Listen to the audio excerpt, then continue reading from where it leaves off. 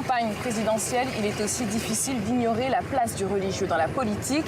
À 2 jours du scrutin, les associations islamiques s'activent et à chacun sa chapelle. Avant d'entendre l'analyse de M. Gakou, islamologue, regardez ce reportage de Kaourou Magassa. Dans les locaux de l'association Sabati 2012, c'est la dernière ligne droite avant le vote. Les membres de ce mouvement religieux s'affairent en réunion. Ils préparent l'ultime meeting de soutien à Ibrahim Boubacar Keïta.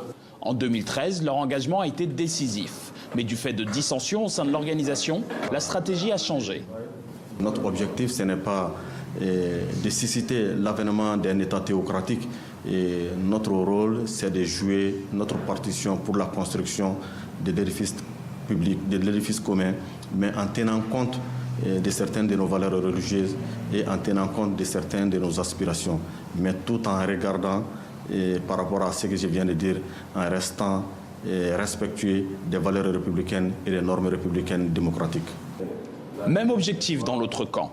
Issu de différentes associations religieuses, Badayaton, l'association citoyenne, se structure comme un mouvement politique depuis 2016. Leur parrain, Mahmoud Diko, est le président du Haut Conseil islamique. En vue de l'élection, l'organisation a établi un projet de société réaffirmant le respect des valeurs religieuses. Le mouvement politique Badayaton est autonome.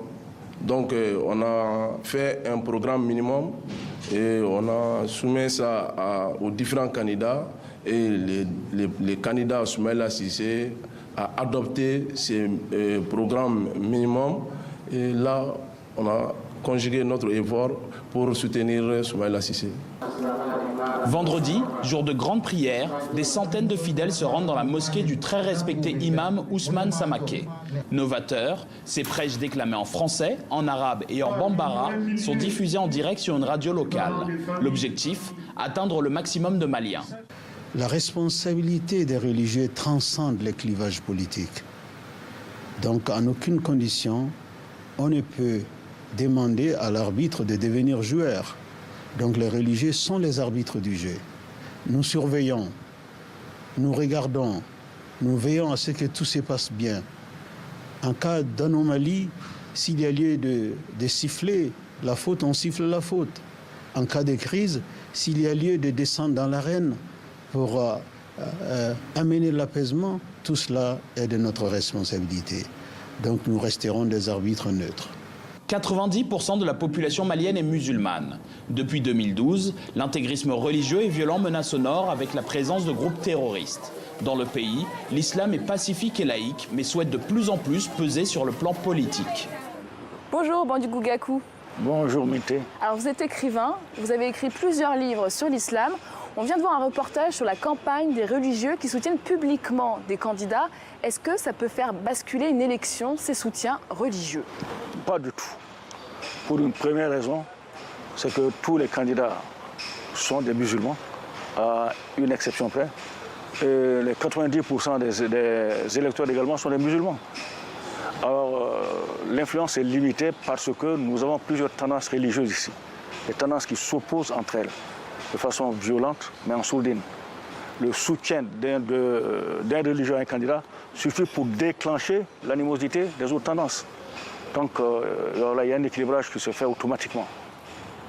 Et pour vous, il faut sortir le religieux du politique, c'est incontestable? Pour sortir le religieux du politique, tout de même, il faut être limité à la question parce que pour arriver à la stabilité du Mali, il faut absolument regarder du côté de la religion. Et ce n'est pas moi seul qui le dis. Aux accords d'Alger, il a écrit clairement qu'il faut redonner au Cadi des pouvoirs étendus, et c'est là un peu partout dans le pays, pour pouvoir arriver à la pacification. Mais finalement, ces liens entre politique et religion ont-ils toujours existé au Mali? Bon, ils ont existé dans une certaine mesure, parce que d'abord, avant l'indépendance du Mali, le shérif de Nioro luttait contre la présence française au nom de la religion. Bon, il y avait également une bonne raison de le faire parce que Tombouctou était un bastion religieux où la loi de 1905 sur la laïcité n'a jamais pu être appliquée.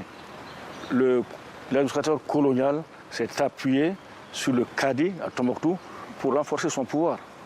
Donc, on estime aujourd'hui que pour arriver à une situation pacifique, une situation à calmer, il faut donner à la religion sa place. Merci beaucoup, Bandibou Gakou, pour votre analyse.